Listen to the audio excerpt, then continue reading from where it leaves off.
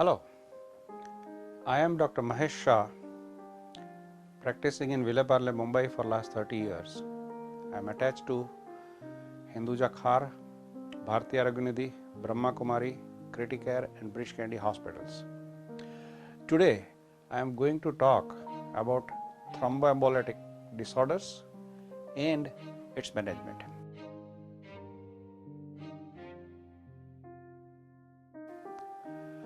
What is thromboembolic disorder?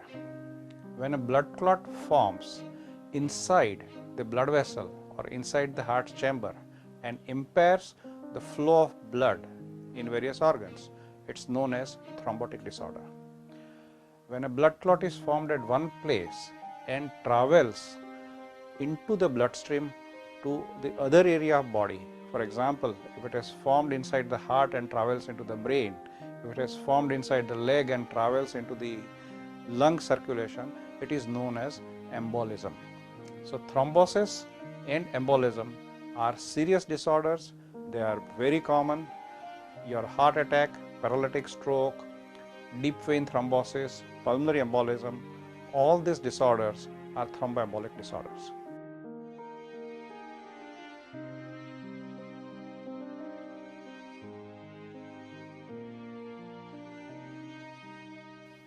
Warfarin is one of the medicines used to treat this thromboembolic disorder. Warfarin, by antagonizing the effect of vitamin K on liver, reduces the tendency of blood to clot.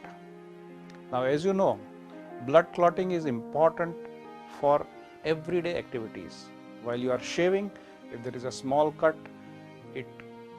the bleeding stops because of the clot formation. So clot formation is an important process. In some patients, if that happens at undesirable place, at undesirable time, it leads to thromboembolic disorder. And warfarin, by reducing this tendency to clot formation, sometimes increases the risk of bleeding. And hence, it's very important that the dose of warfarin is properly monitored by a blood test and the dose adjusted according to this blood test periodically as advised by your doctor.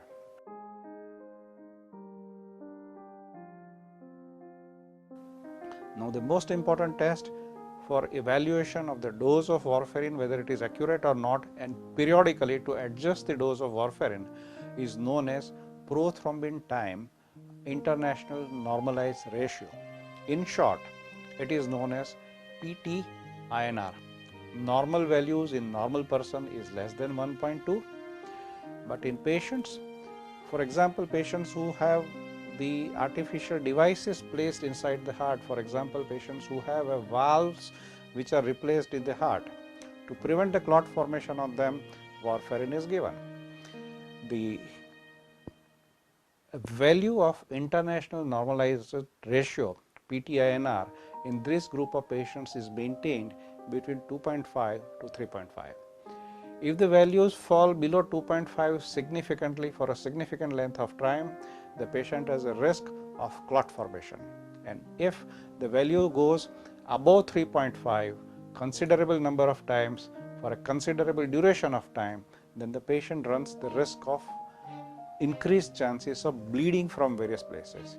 And we have to avoid both clotting as well as bleeding, and we have to have the sweet spot, the middle path between these two. And to maintain this ratio, usually in a patient who is in a steady state, once in a month PT-INR has to be measured, and that report you can forward to your doctor, who will advise you what is the right dose of warfarin for you.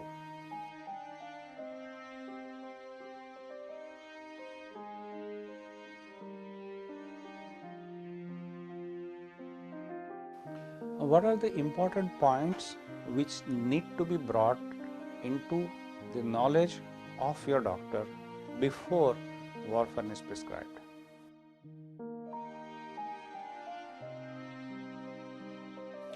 The warfarin and your thromboembolic conditions interact with many diseases, many physiological conditions, many medicines, and hence it's very important to keep in mind these parameters. If you have very high blood pressure, diabetes, kidney disorder, liver disorder, or any other medical condition, it should be reported to your doctor. If you have had any bleeding in the past, for example, if you have an acid peptic disease and peptic ulcer had bled, or if you have some tumors or polyps in the intestines which have a tendency to bleed, even simple piles which have a tendency to bleed need to be reported to your doctor. If you have frequent falls, that also puts you at a high risk of bleeding, which need to be reported.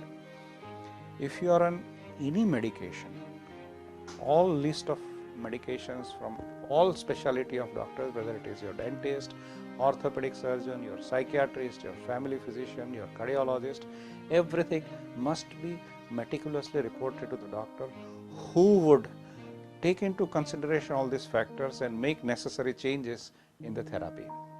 If you are pregnant or likely to be pregnant, it's very important to inform, because this can lead to some abnormalities in the fetus.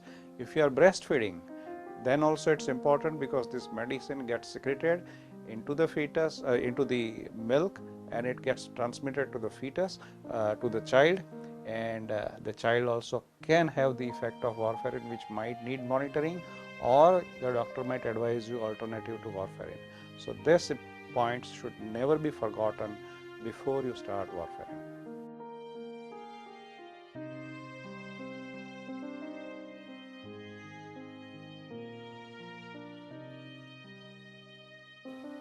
Once you are on warfarin, there are many important things to be remembered anytime and every time. Always carry a ID card which mentions that you are on particular warfarin, so that in case of a mishap, the attendants and the doctor will be able to know that you are taking warfarin, and accordingly he can prescribe other medicines or antidotes if you are bleeding. It's very important to do the PT-INR test periodically as advised by your doctor. When you are in a steady state, well controlled, your doctor might ask you to do it once in a month. But at the start of the therapy or any time, if there is an interruption in between, for example, for some kind of surgery, etc., then it might have to be done little more frequently, maybe sometimes once in a few days or weeks.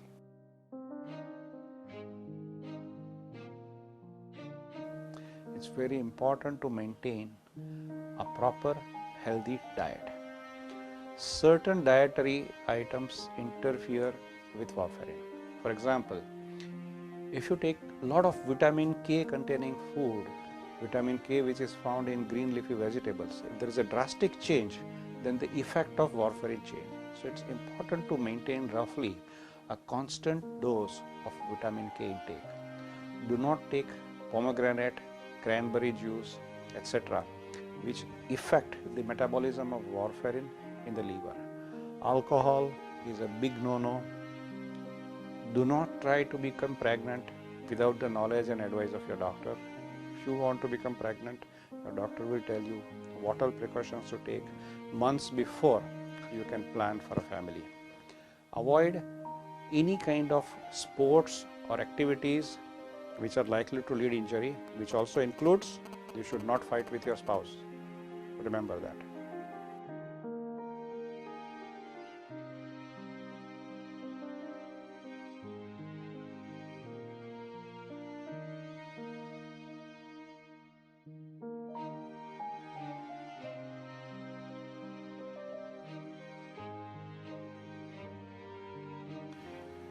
When is the time to call your doctor?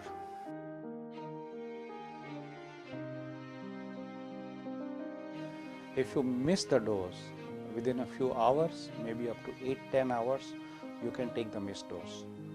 If it is beyond that, next day, take the regular dose. Do not double the dose to compensate for the lost dose.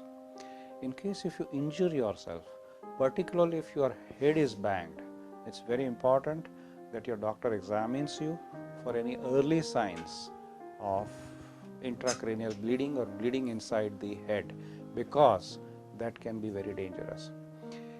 If you are going to any doctor for any kind of treatment, that doctor should be told that you are taking warfarin, so that he will take a note of it, and will avoid prescribing certain kind of medicines, or he will ask you to go back to your physician or a cardiologist who have prescribed warfarin to coordinate between the two.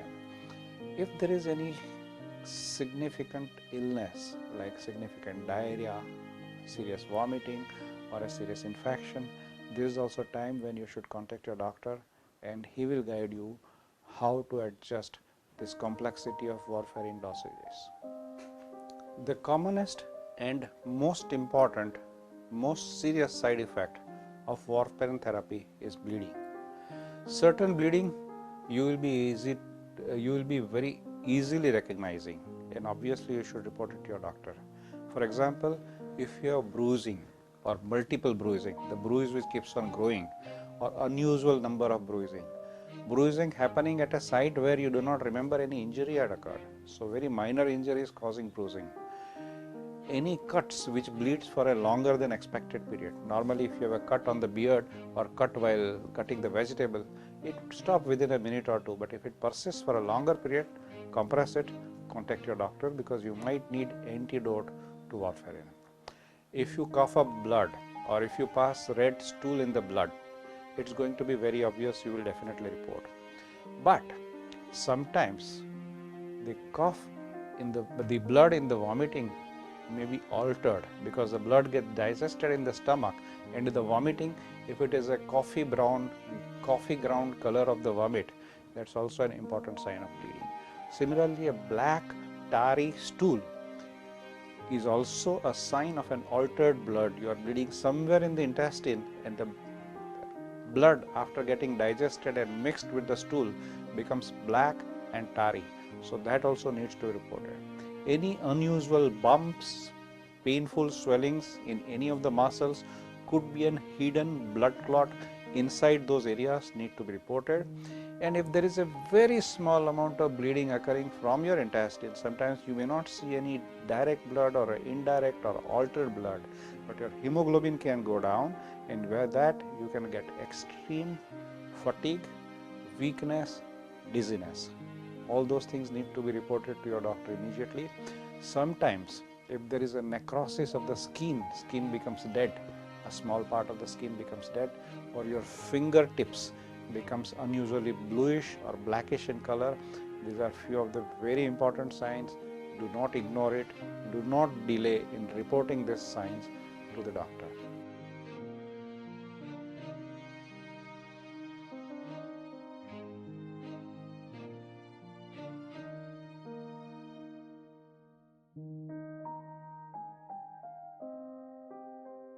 Friends, warfarin therapy has a very powerful capacity to reduce the deadly thromboembolic disorders, but that therapy has to be used wisely, that therapy has to be used scientifically, and in a very proper manner. It's very important that you understand these points. I'm sure your doctor must have given you pamphlets which you can go home, read repeatedly, make your relatives read it, so that everyone is aware of how to handle this very important life-saving therapy of oral anticoagulants. Thank you for patient listening.